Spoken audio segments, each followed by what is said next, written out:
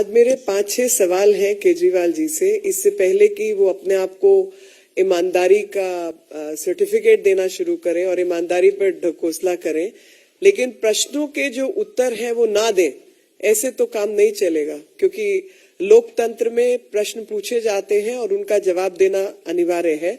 और मुझे लगता है कि जिन लोगों को डेमोक्रेसी में, लोकतंत्र में भरोसा है, वो ये भी जानते हैं कि उनका जो विश्वास है वो मतदान पर होता है, ना कि मद्यपान पर। यहाँ पर ये मद्यपान पर भरोसा रखने वाले लोग दिखते हैं, जो जिस तरीके की इनकी एक्साइज पॉलिसी रही। मेरा पहला प्रश्न है 25 अक्टूबर 2021 को, और ये कागज आप सबके समक्ष में दिखाना चाहती हूँ। ये कागज है 25 दिसंबर 2021 को एक्साइज डिपार्टमेंट ने नोटिस दिया इन सारी कंपनियों को जिनको मद्यपान से जुड़े हुए लिकर लाइसेंसेस दिए गए।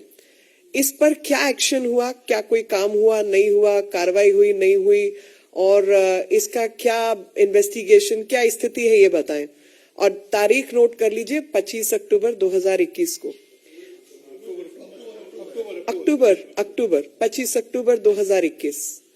उसके बाद 14 जुलाई 2022, यानी सिर्फ एक हफ्ता पहले की बात है, जिसमें कैबिनेट नोट के बिना अप्रूवल के हफड़ तफड़ में, क्योंकि उसमें 48 घंटे का भी समय रहता है, जिसमें नोटिस जारी होने चाहिए 48 घंटे पहले एलजी के पास जाना चाहिए, बिना किसी काम के, बिना किसी प्रोसेस को फॉलो किए, बिना किसी नियम और कानून को फॉलो किए हुए 144.26 करोड़, मैं एक बार आंकड़ा दोबारा से चेक करके आपको बता देती हूँ, 144.36, 26 नहीं 36 करोड़, 144.36 करोड़ का जो वेवर है, क्या वो मनीष सिसोदिया जी के नेतृत्व में उन कंपनियों को दिया गया बिना नियम, बिना कानून का पालन किए? फिर क्योंकि लिकर कार्टेल दिल्ली में चल रहा है, एक पूरा का पूरा एक गैंग है जो ये माफिया चला रहा है, और इसके दौरान 144.36 करोड़ का उनको जो है एग्जेम्पशन दी गई है लाइसेंस फी पर, जिसमें कि कोई अप्रूवल, कोई कैबिनेट नोट, कोई ऑथराइज एजेंसी, किसी को उसमें जोड़ा नहीं गया, उससे किसी से बात भी नहीं की गई। और जब दिल्ली के अंदर डेल्टा वेव चल रही थी, उस दौरान ये हरकत हुई कि डेल्टा वेव के दौरान भारतवासी काम के अभाव में होटल, अस्पताल, बाकी चीजें बंद पड़ी थी, अस्पतालों का क्या हाल था आप सब जानते हैं। उन सब के अभाव में दिल्ली छोड़ कर जा रहे थे और उनके पास कोई रोटी रोजगार नहीं था। उस समय ये काम कर रहे थे कि डायरेक्ट ऑर्डर्स दे रहे थे कि 144.36 करोड़ जो है वो माफ कर दो। मेरा तीसरा सवाल कि L1 का जब टेंडर लगता है किसी भी कंपनी का, तो उस L1 के टेंडरिंग से पहले आपको कुछ जो है अर्नेस्ट मनी डिपॉजिट देना पड़ता है।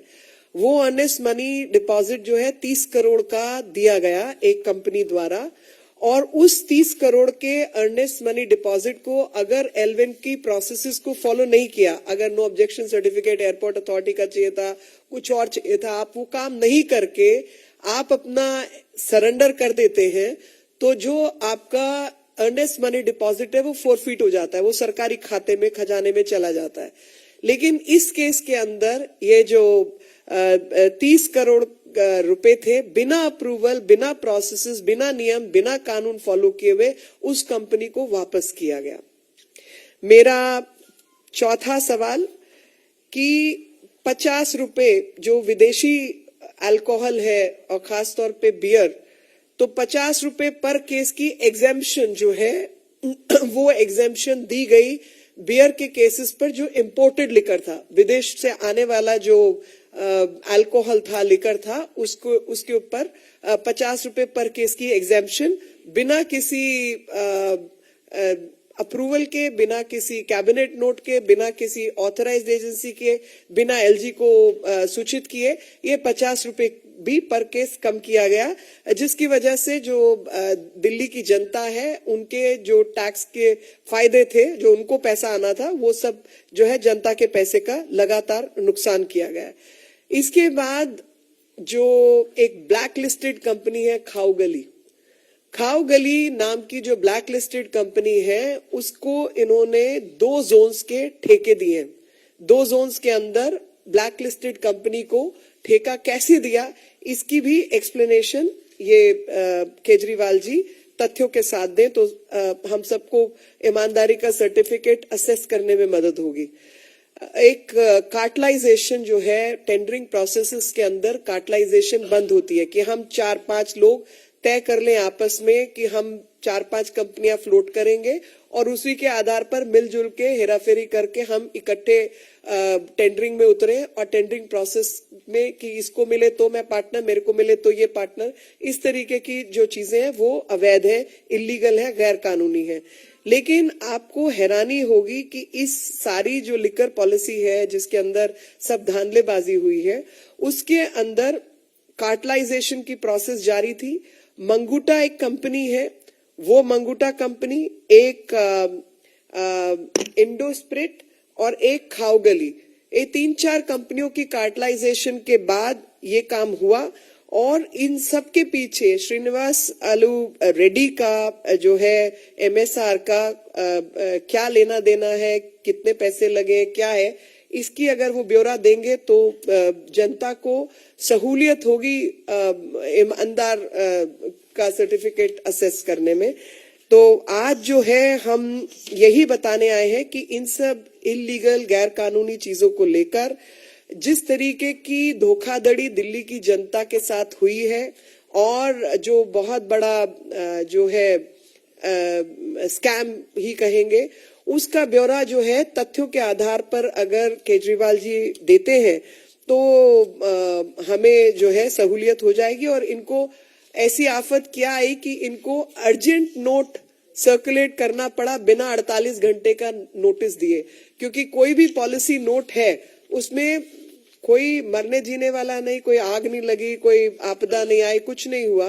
तो 48 घंटे के नोटिस के बिना एजेंडा सर्कुलेट किए हफड़ तफड़ में इनको ये कागज क्यों साइन करने पड़े, और ये जरा हम सबको बता दें। तो बेसिक जो हमारी बात है वो यही है कि जो अल्कोहल के ऊपर, लिकर के ऊपर टैक्सेस लगते हैं, वो टैक्सेस जनता के काम आने वाला पैसा है, लेकिन इन्होंने लगातार लिकर कंपनियों को, माफिया को फायदा पहुंचाने के लिए नियम कानून का उल्लंघन करते हुए कुछ निर्णय लिए हैं और सीधे सीधे तौर पर वो लाइसेंसेस, वो निर्णय जो है उससे जो है जनता का नुकसान हुआ है, जिसमें वेवर ऑफ फीस इत्यादि इन्होंने दिया है।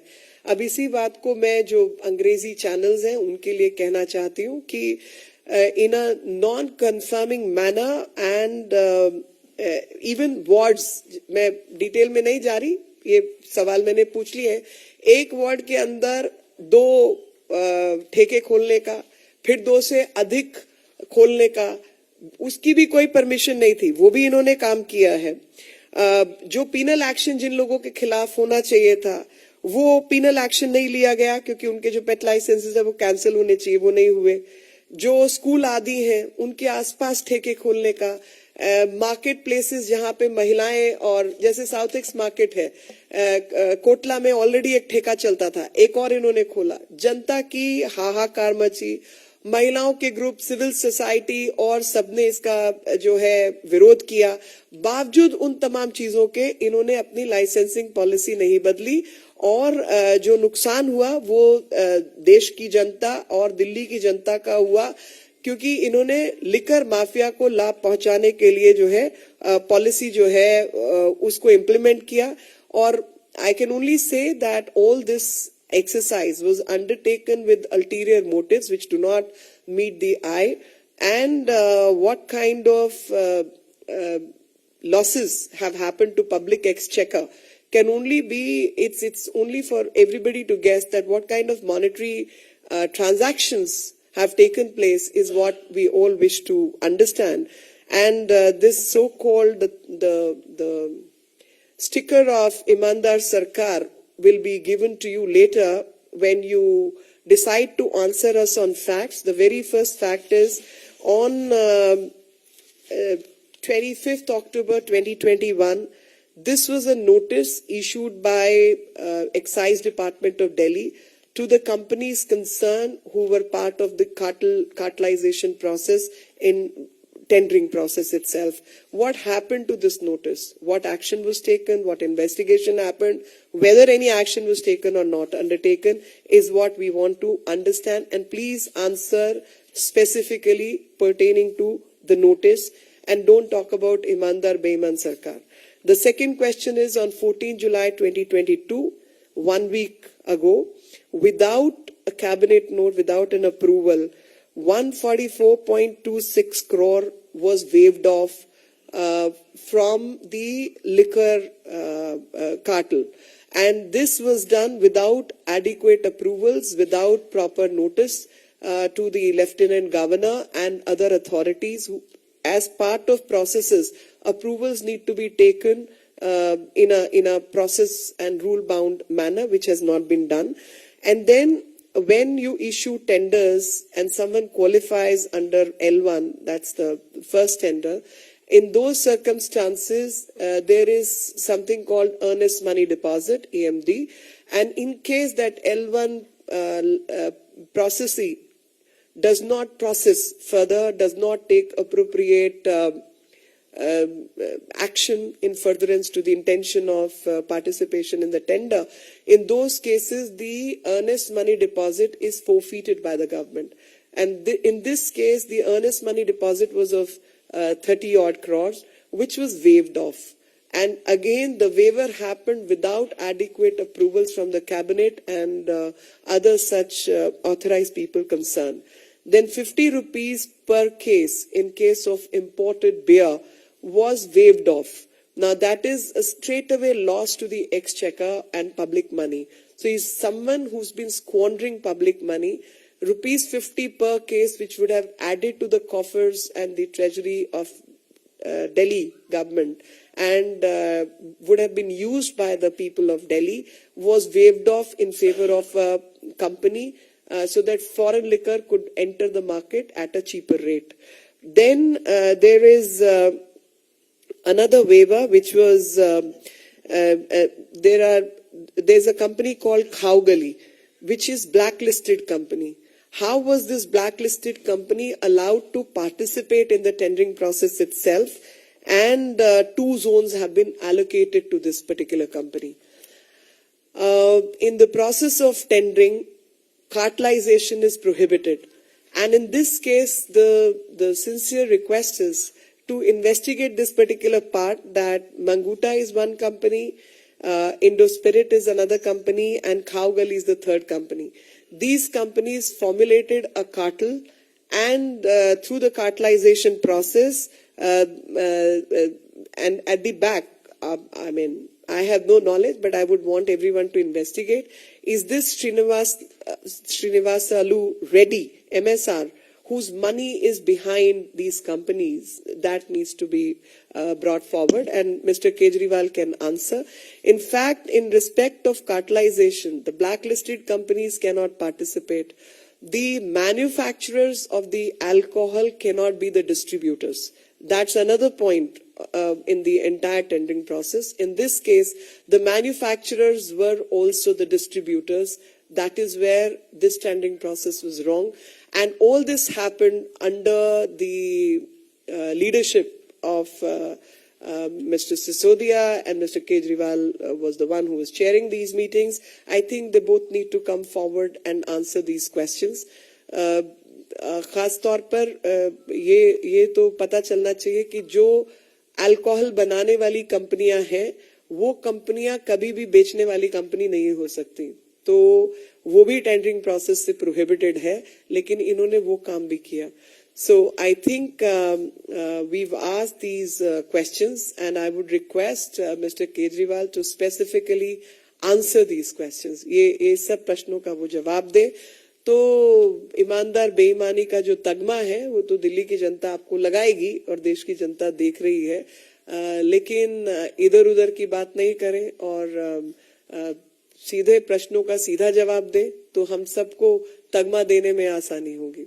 एलजी साहब का धन्यवाद करना चाहता हूं कि बहुत दिनों से भारतीय जनता पार्टी भी आंदोलन कर रही थी कि नई शराब पॉलिसी जो उसके खिलाफ और वो उसमें भ्रष्टाचार है। और आज बड़ी खुशी है कि एलजी साहब ने सीबीआई जांच के आदेश दिए। भारतीय जनता पार्टी इसका बहुत ही स्वागत करती है। इससे भ्रष्टाचार एक्सपोज होगा। साथ ही साथ मैं कहना चाहता हूं कि इसमें जो मुद्दे लिए गए, जिसको अभी मीनाक्षी जी ने जिक्र किया है, इन मुद्दों के अलावा भी बहुत से ऐसे मुद्दे हैं इसमें, इस शराब नीति में, जिसकी भी जांच होने की बहुत जरूरत है। मैं आपको ध्यान कराना चाहता हूं कि जिस समय नई शराब नीति अनाउंस हुई, उस समय 2.5% जो कमीशन है वो 2.5% कमीशन शराब की जो ठेकेदार उनको दिया जाता था, जिसको बढ़ाकर 12.5% किया गया। सीधे 10% का फायदा शराब माफिया को देने का काम केजरीवाल सरकार ने किया है। दूसरा एक सवाल है कि क्वालिटी कंट्रोल, जो शराब बिकेगी उसकी क्वालिटी कंट्रोल के लिए गवर्नमेंट एजेंसी की लैब होती थी, लेकिन इस नई शराब नीति में छूट दी गई कि जो नई शराब की मैन्युफैक्चरर हैं वो अपनी खुद लैब बनाए और खुद ही चेक करे और खुद ही सर्टिफिकेट दे। तो एक बहुत बड़ा एक सवाल है, क्योंकि शराब माफिया जिस तरह से शराब बेचेंगे और सस्ती बेचेंगे, स्कीम लगाकर बेचेंगे, 1+1 बेचेंगे, तो क्वालिटी की कोई गारंटी नहीं होगी, क्योंकि उनकी खुद की लैब होगी, वो खुद ही सर्टिफिकेट देंगे। इस बात की भी जांच होनी चाहिए। दूसरा, जिस तरह से शराब माफिया को फायदा पहुंचाने के लिए भारत के इतिहास में हर राज्य में धार्मिक और पवित्रता के आधार पर 21 ड्राई डे दिल्ली के अंदर अभी तक आजादी के बाद थे, जिसको शराब माफिया के दबाव में, उनके कारण से उनको फायदा पहुंचाने के लिए उन 21 ड्राई डे को कम करके 3 कर दिया गया। मैं आज केजरीवाल जी से पूछना चाहता हूं, क्या गुरु नानक जयंती, रामनवमी, कृष्ण जन्माष्टमी, होली, दीपावली, मुहर्रम, ईद, इन सब त्योहारों पर भी शराब बिक्री होगी? और आप सब लोगों को पता है किस तरह से त्योहार के दिन में जब लोग फ्री होते हैं तो जो शराब लगभग 20,000 करोड़ की शराब दिल्ली में पर एनम बिकती है, वो जाकर उन दिनों में सबसे ज्यादा बिकेगी। और ये सब किया गया है शराब माफिया को अधिक से अधिक फायदा पहुंचाने के लिए। ये वही केजरीवाल जी हैं जो ये कहते थे स्वराज आंदोलन में, जब इनकी सरकार नहीं बनी थी, तो इन्होंने एक पुस्तक लिखी थी जिसके संपादक के रूप में उन्होंने, आशीर्वाद के रूप में अन्ना हजारे जी ने उसको संपादकीय लिखी थी। और उसमें केजरीवाल ने कहा था कि कोई शराब का नया ठेका खुलना नहीं चाहिए, क्योंकि नया ठेका खुलता है तो सोसाइटी में तनाव होता है, और अगर नया ठेका कोई खुले तो महिला और जो आरडब्ल्यू है वो संगठनों से बात की जाए।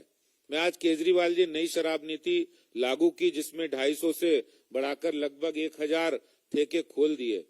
वो अनऑथराइज कॉलोनी में खोले, वो गांव में खोले, वो गली मोहल्ले में खोले, जहां मास्टर प्लान उसकी इजाजत नहीं देता है, लेकिन शराब कंपनियों को फायदा पहुंचाने के लिए उन्होंने ये काम किया। आज पूरी तरह स्पष्ट है कि अरविंद केजरीवाल जी के 2 मंत्री, स्वास्थ्य मंत्री, चाहे पंजाब हो दिल्ली हो, दोनों मंत्री जेल में है, और सत्येंद्र जैन जी को तो बेल भी नहीं मिली है। और केजरीवाल जी जिस दिन सत्येंद्र जैन जेल गए थे, उस दिन भी यही कह रहे थे, वो कह रहे थे कि सत्येंद्र जैन निर्दोष हैं, वो बरी होंगे, और वो खुद ही वकील बन गए थे, खुद ही जज बन गए थे, और उनको उन्होंने क्लियरेंस दे दी थी, एनओसी दे दी थी अपनी तरफ से। और आज वही काम वो इस शराब नीति पर, इस सीबीआई जांच पर भी वो यही बात कह रहे हैं। तो ना तो वो संविधान को मानते हैं, ना कानून को मानते हैं। जो केजरीवाल कहें वही सही। आज केजरीवाल जी भ्रष्टाचार का पर्याय बन गए हैं।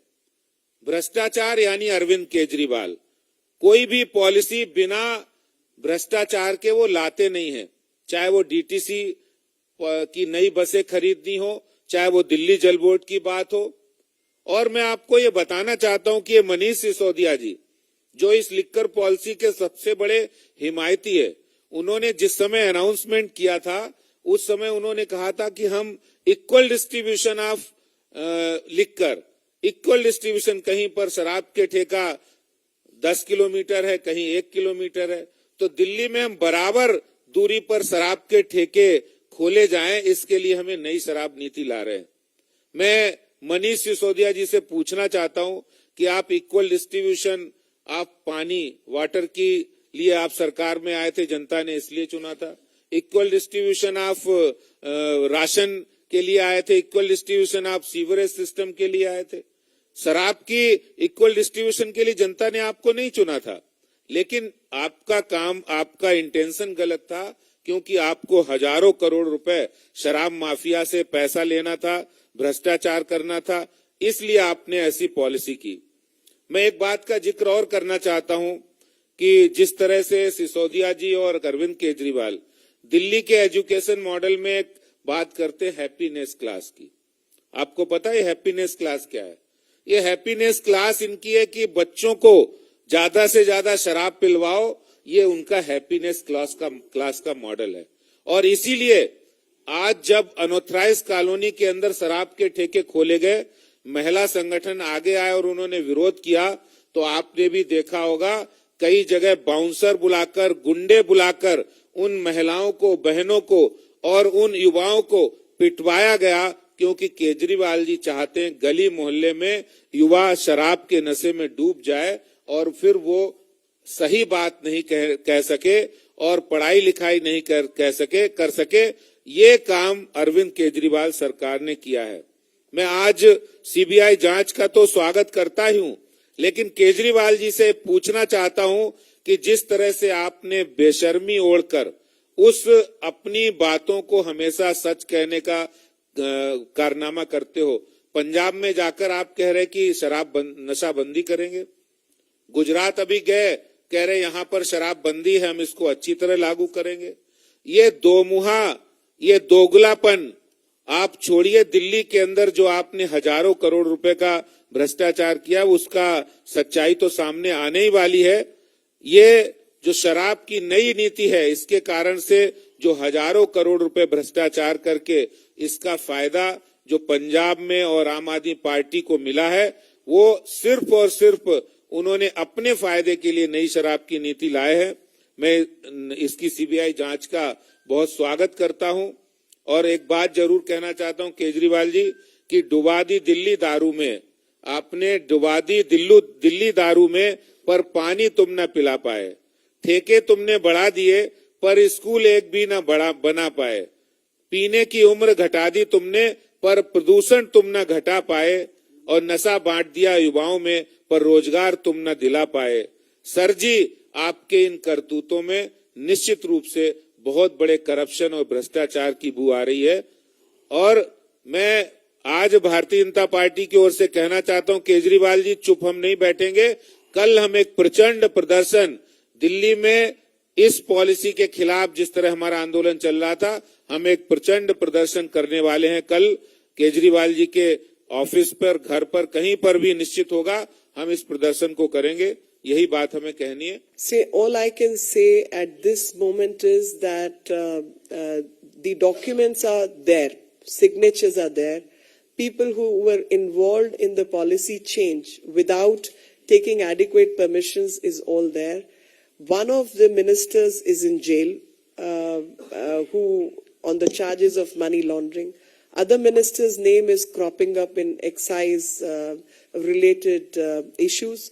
Under these circumstances, I think the leader of such people, Mr. Kejriwal, must come in the open and answer these questions. So, one line which is in Hindi, "Chor ki dadi mein tinka," is what comes to my head. That the fact is that instead of engaging in rhetoric, Manish Sisodia is going to be targeted. Nobody knew. He must be knowing. That's why he's speaking like this. I have no knowledge. Even till date, I have maintained that documents would have been signed by one or the other, and it's a matter of record. I have not said it's Sisodia or Mr. Kejriwal, whatever, but he's been chairing those meetings, number one. Number two, so far as the work done by his government is concerned, regarding the work done, I've raised these questions. Instead of engaging in rhetoric, he should answer these questions. And that would indicate what his government has been wanting to do or not wanting to do. Future तो इनका क्या है वो ये देख के बताए ना. इनके जो कारनामे हैं वो ये बेहतर जानते हैं. मेरे को जानकारी नहीं है कि सिसोदिया जाएंगे या ये जाएंगे या कौन जाएंगे, मगर ये जानकारी इनके पास जरूर होगी कि किस किस दस्तखत कहां पर है. हमारे पास जानकारी नहीं है. हम तो खाली कागजों के आधार पर क्या है नियम के अनुसार रूल 57 है जो रूल्स ऑफ बिजनेस होते हैं, उसमें एक बार मैं चेक कर लूं 47 है या 57 है. 57 ही है. तो 57 के मुताबिक अगर कोई भी गैर कानूनी चीज टेंडरिंग प्रोसेस में इसमें उसमें अनियमितता होती है तो उसको चीफ सेक्रेटरी फ्लैग ऑफ करते हैं. तो इस केस में भी चीफ सेक्रेटरी ने फ्लैग ऑफ करके वो एलजी के पास भेजा, उस पर कार्रवाई हुई है. कागज किसके, हस्ताक्षर किसके, जानकारी इनके पास है. तो ये जानते होंगे. मैं अपनी तरफ से नहीं बोल रही, पर अरविंद जी जैसी बात कर रहे हैं तो जाहिर है मनीष सिसोदिया के ही सिग्नेचर्स होंगे. ये अरविंद जी कह रहे हैं, मैं नहीं कह रही.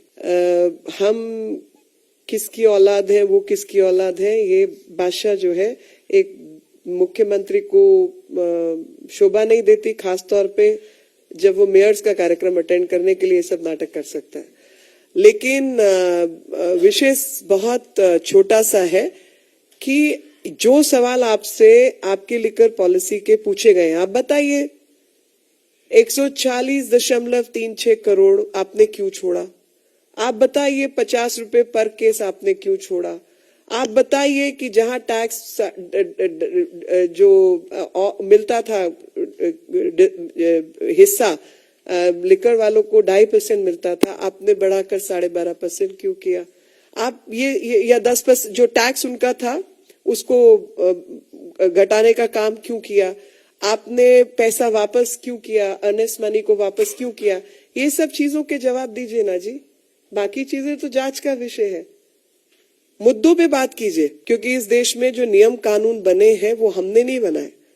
2014 से पहले के नियम कानून हैं जो कि गैर कानूनी काम करने वालों पे लागू नहीं होते थे, अभी लागू होने शुरू हो गए. वो लागू होने चाहिए. और जिन्होंने गलत काम किया उनकी तैयारी भी रहनी चाहिए, क्योंकि देश के नियम कानून अपना काम करेंगे. सो I'm back again. Look, I do not know the deeds of Mr. Sisodia. I haven't even named him. I do not know the deeds of Mr. Kejriwal. I have not named him in that sense.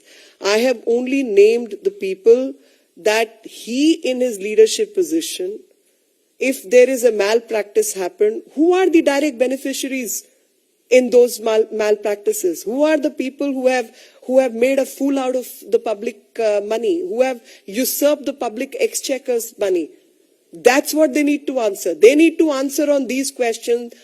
Why have they chosen the policy they have chosen and legitimize the illegal gains? They have to answer that. तो Singapore से related मेरे पास एक मैं थोड़ा search कर रही थी. The new form of coronavirus in Singapore is said to be very dangerous for children. It could reach Delhi in the form of a third wave. My appeal to the central government: 1, cancel all air services with Singapore with immediate effect.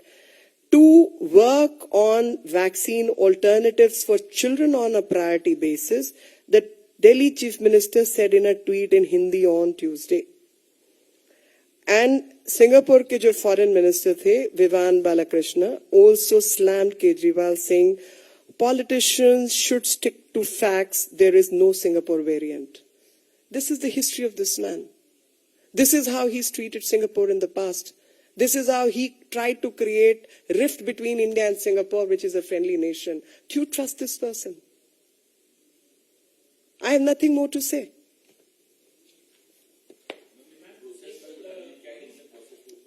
I have nothing more to say on this.